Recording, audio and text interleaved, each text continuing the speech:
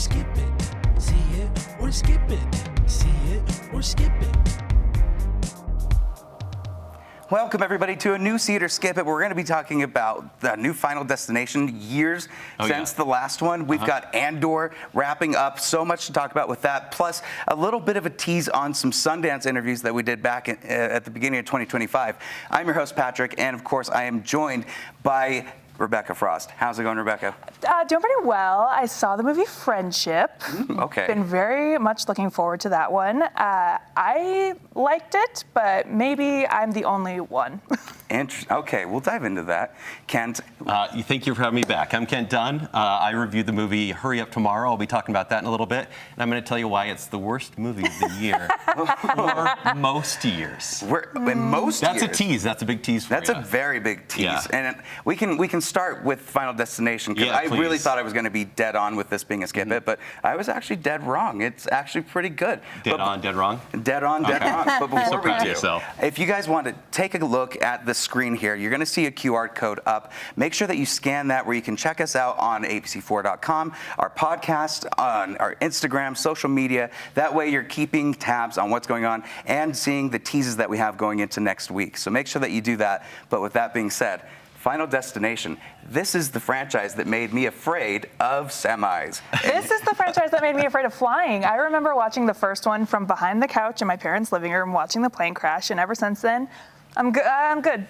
Garbage disposals, roller coasters. I mean, anything that was kind of a fear is now out there. I think with Final Destination, this is one of those franchises that has lasted a long time because we really love seeing how the deaths happen. Yeah. We really don't care about any character in any of these movies. It's all just place setting for what we want is the destruction, how death comes for them. You're saying we just enjoy the carnage. Just enjoy the carnage, which if you don't really enjoy that and you're looking for somebody that gets out of these films, you might be disappointed. It might not be for you. Well, that's the whole thing about these movies, too, is they get sillier. And full disclosure, I haven't seen Bloodlines yet. Really want to, because I'm a big horror fan. Yeah. But the scene from the trailer with the Space Needle, just insane. That whole set design feels like it was a big budget, like tentpole movie. It looked a little bit green screen. I'll there's give some it green that. screen, obviously. But what's fascinating about Bloodlines is it seems like they care about the story and the characters, which we don't really see that too often. It's more just, what we said, setup. But what they do with this family lineage thing and tracing back origins and how death is following a family, not necessarily an event, is fascinating. Kent, what do you think? Yeah, Rebecca, you got to be in on the joke, and I think you're in on the joke. I'm 1,000% in on the bit. Yeah, this movie goes, don't take this too seriously. We'll explain a story. Here are some characters. They're going to die. Have a good time with it.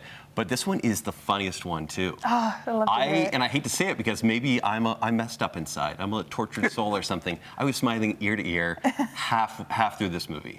Because, there's some boring parts, maybe, but as far as the kills go, I hate to say it, they were incredible.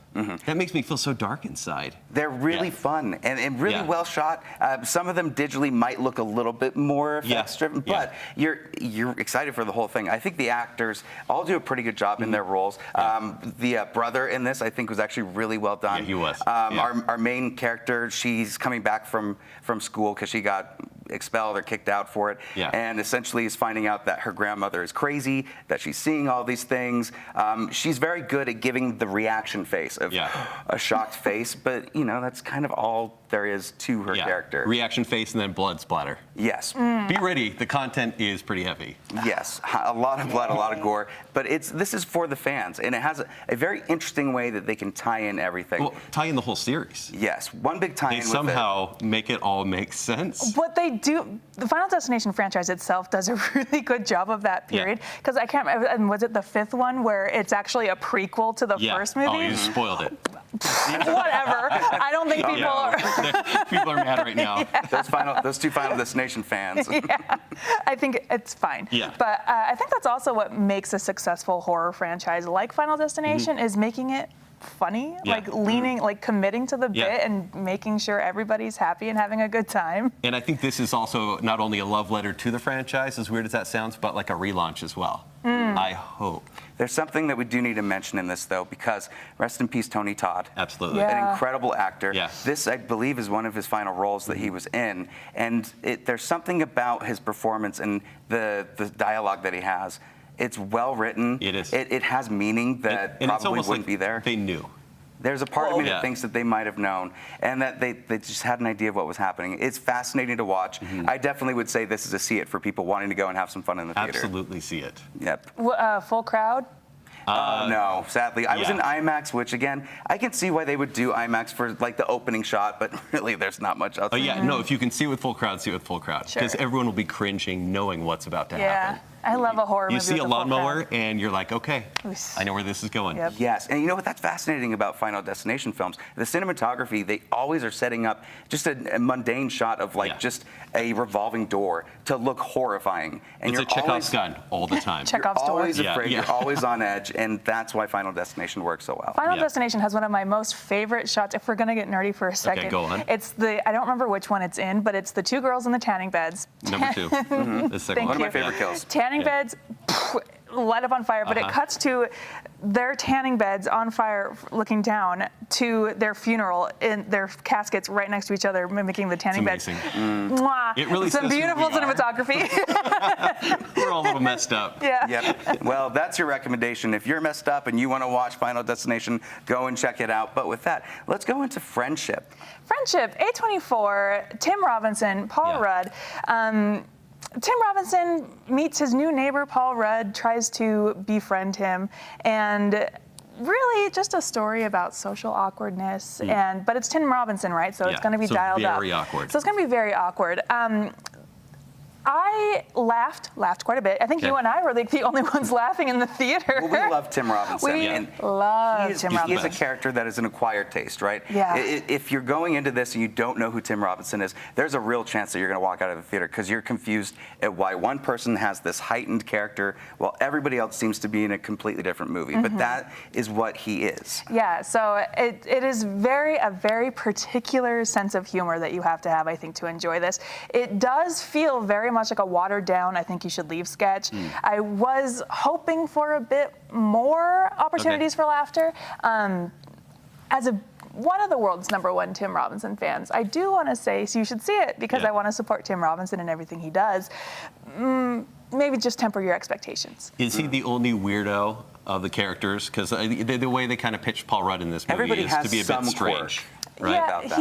he I think is the biggest weirdo of the Okay. bunch. Everybody else is kind of weird, but plays the straight man. Okay. Yeah. It kind of reminds me a lot of the Cable Guy that came out with Matthew Broderick okay and with Jim that. Carrey, Yeah. where friendships and relationships can be misconstrued. Someone can be way more into a friendship and way more invested than the other side, and maybe that ends up breaking the relationship.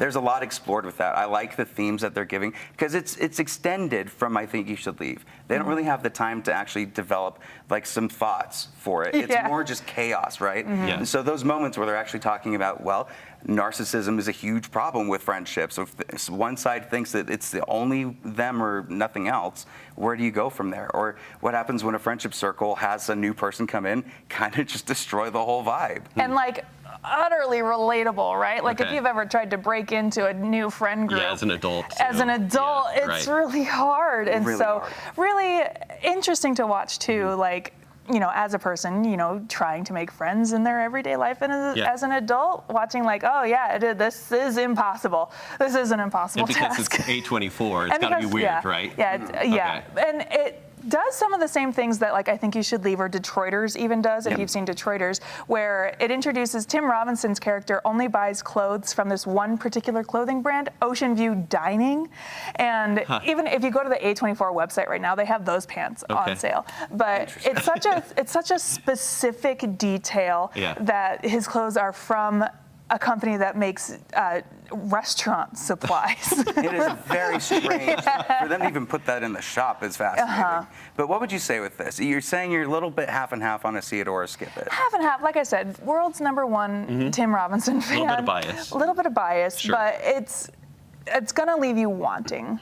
I do think it will. There's a little bit of a surface level that it's going to be tough for people to get through, especially if they don't know who this guy is. Yeah. But if you can crack through that, and some of the messages that were maybe more heavy-handed, come through, you might enjoy it. I think that it is very interesting. I like the dynamic of a friend that doesn't want to be a friend. You know, the Banshees of Inisherin does that. Yeah.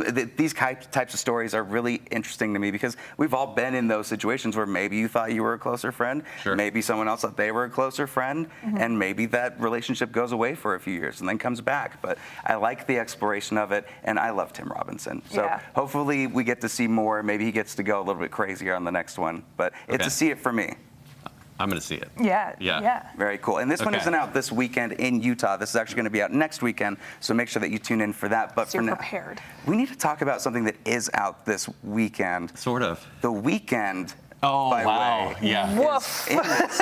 I didn't mean to, but it just kind of came organically. Yeah. Okay, why is The Weekend on movie theater screens? Why indeed? So That's the question on everybody. I think I started watching the trailer a couple weeks ago, and I'm like, you know what? I'll never see this movie. Hurry Up Tomorrow. Like, Hurry Up Tomorrow is the name of the movie. It stars The Weeknd or Abel, I forget his last name. And Jenna Ortega. And it is basically a story of The Weeknd. Literally, he is The Weeknd in this movie. Did you watch The Idol? No, Yes, never I seen did. The Idol. So I have not seen either, so Okay, I could yeah. just be talking out of Yeah. my. Oh. But apparently, so The Idol is about a pop star, right? And apparently, his character in Hurry Up Tomorrow is a fan chasing a pop star. Yeah. Is this correct? Yes, correct. Is Jenna Ortega the pop star? She's the crazy fan. Oh, and he's the pop star. Yeah. Okay, that makes this worse for me. Honestly. It's worse than you can imagine. This is one of those experiences that I was glad. I'm not going to recommend this to anyone else. Sure. Maybe to you two, because I would like you guys to suffer alongside I me. do love a bad movie. No, truly. And when you go see a bad movie in the theater, you sit there for nearly 2 hours going, I'm not going to look at my phone. And that's what makes this worse. This is near torture, because if you're watching a bad movie at home, you can be distracted. This is something that needs your attention so you can hate it just the right amount. Yeah. Well, here's the thing. There's obviously The Weeknd fans. Is this something that they could go and enjoy? It is something that I apologize to them. They may try to justify its existence, but this is a 2-hour commercial for his new album. That's about it. And with the directing, it's done by Trey Edward Schultz, who did Waves and It Comes at Night. So I like the director. What he does in this movie is just ridiculous. He spins the camera for half the movie around the characters. Like one of those 360 photo booth things? Yeah, honestly, Glambot? Yeah. Strobe lights throughout. It will make you feel nauseous. Oh, boy. That's actually a really good caution. The strobe lights, there's a lot of people with epilepsy. They do warn you at the beginning of the movie, and I was like, Good. oh, let's see. And I don't suffer with that, and I was hurting. 10 But do you minutes in. ever experience like a strobe light effect and you're like, oh my gosh, maybe this is when I discover I have epilepsy? It's now. They were really challenging that with this movie. No, like my nausea came from just watching the movie and trying to watch The Weeknd, or watching The Weeknd try to act. Yeah, It he's was not that good. bad, because it truly is. They don't tell you till halfway through the movie. It's about him. He crashes out while in a performance. He locks eyes with a crazy fan. And they run off together, but then he realizes he's not too into it, and then it's a thriller at that moment. And it is as cliche and boring, and there's no story. Now, Jenna Ortega is the crazy fan, right? She's a crazy fan. She's 5 feet tall. Yeah. And how tall is The Weeknd? Oh, he's a good 6 feet. With his So hair, too. how is Jenna Ortega a threat in this? Somehow. Psychologically. Okay, there you go. This movie tries to play it like American Psycho, where she's dancing to The Weeknd's music, just so that we can hear his hits, and telling him why his music is so deep. Is the dance kind of like a Britney Spears dance, but with knives? Yeah, basically. Okay, well. It is. Sounds like a so see it, difficult. Ken. Oh, it's for you guys. See it, because I want to hear what you guys think. I just feel bad for Jenna Ortega. She can't right? pick a good movie. No, it's so boy. sad. So this is skip it. It's an absolute skip it. It will be the worst movie of the year. Oh man. Well, we're gonna hold you to that when we get to our end of year wrap up. Okay, deal. That's on the board. Please okay. bless. There's nothing worse. Well, let's talk about It's the best. still early. Let's turn this knob on the other side. Turn it to 11 because Andor is just finished. Yeah. This is the season finale of season 2, series finale as well. We finally get our connective tissue from Rogue One, from the prequels all the way up into episode 4. And I have to say, this is a masterpiece. Like by the end of this series, I've seen it twice now. Okay. First with the online screeners and next with my wife. Yeah. And I just found myself tearing up and feeling like I'm mourning it already because it's so quickly done. Those 3 episodes every week went by so quickly, but also I have to respect and love the time I had with it. Yeah. Yeah, I do feel bad. We're never going to get a good Star Wars ever again.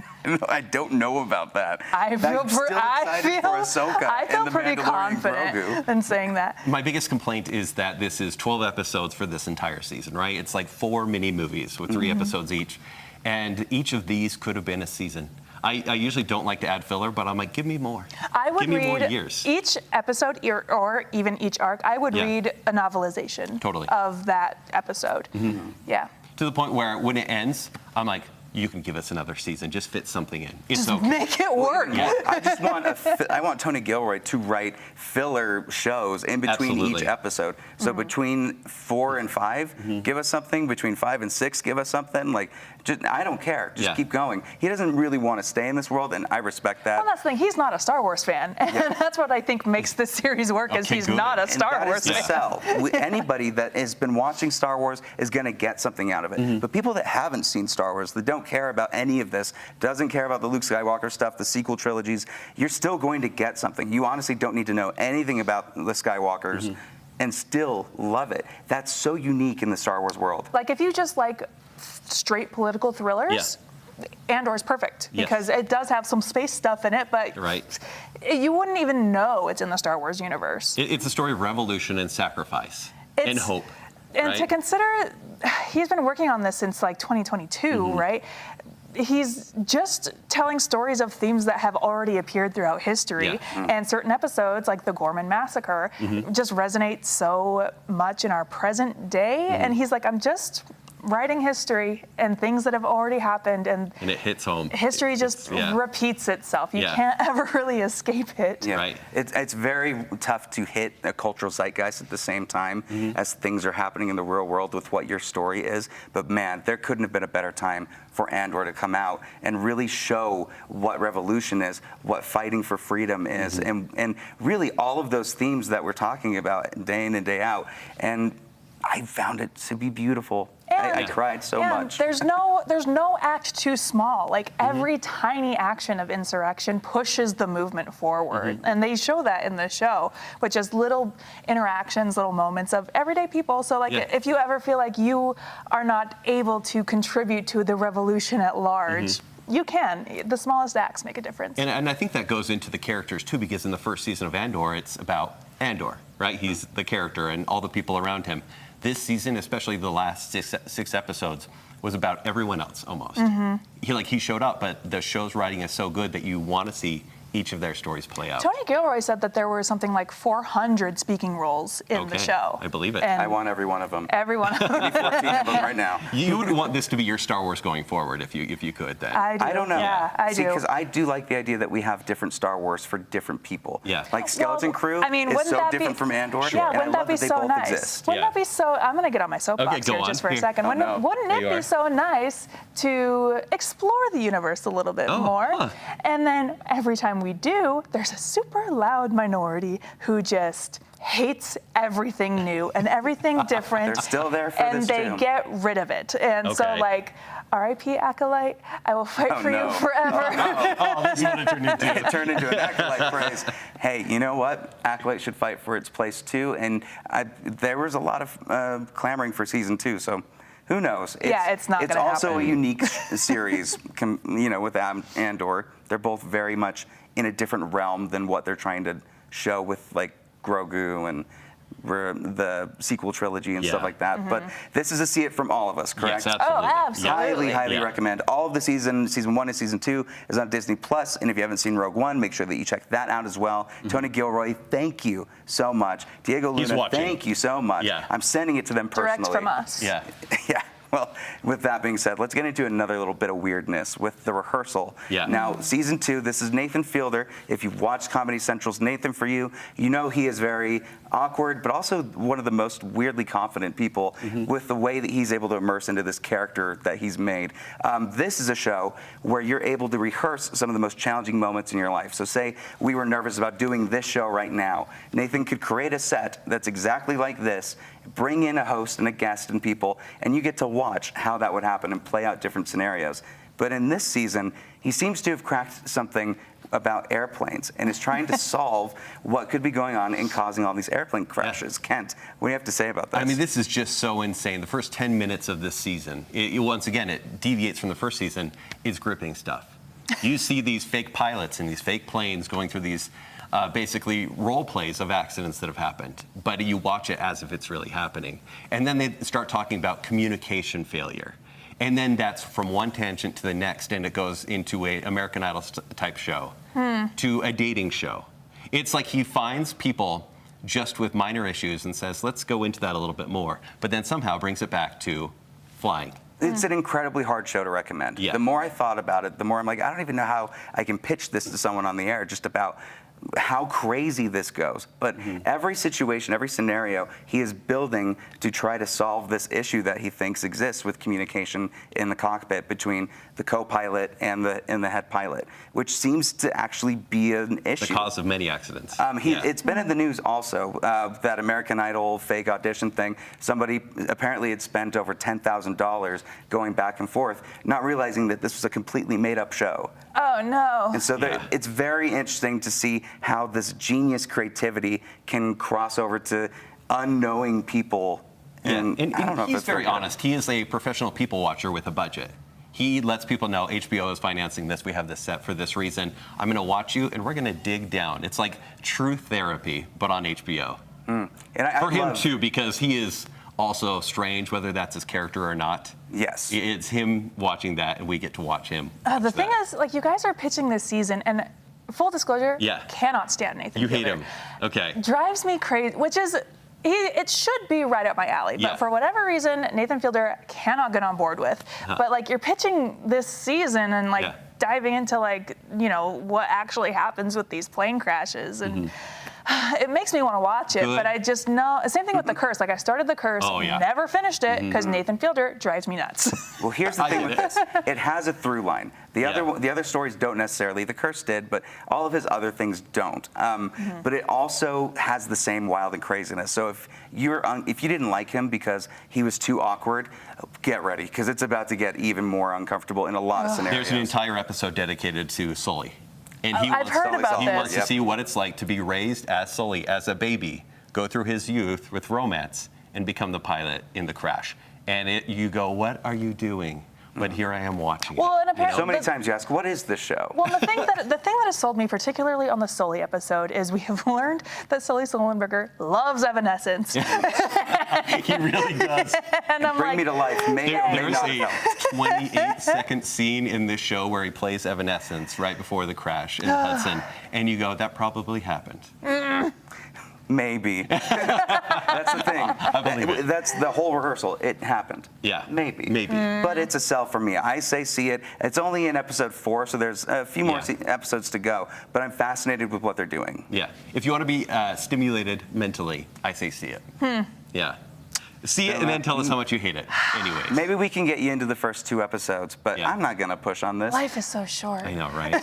There's so much to watch, Time is too. so limited. Yep. Yeah. It is available on HBO Plus Max Go now. Whatever they call it now. the new Don't name put of it ideas is. in their heads. 'cause They they'll call shouldn't it be that. allowed to joke. They're all over social media going, isn't that funny? Isn't this funny, this thing that we're doing? And I'm like, you guys shouldn't be allowed to joke about it. Right? Oh are my the joke. goodness.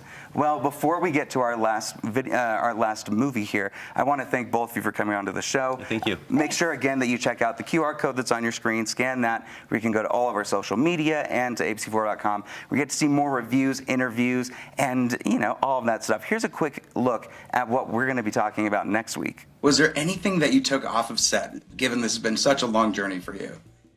I'm not the thief. And with that said, let's close this out with a pitch for Deaf President Now. Yeah. This premiered at Sundance. This is a fascinating story about a college that rose up to try to get leadership that were actually in the deaf community. They put in people that were uneducated, didn't know anything about the deaf community to run the school, and the students decided to start a revolution. It is fascinating. It's on Apple TV Plus, and we had a chance to talk with the people that made this revolution back at Sundance. Take a look at that, and we will see you at the next review.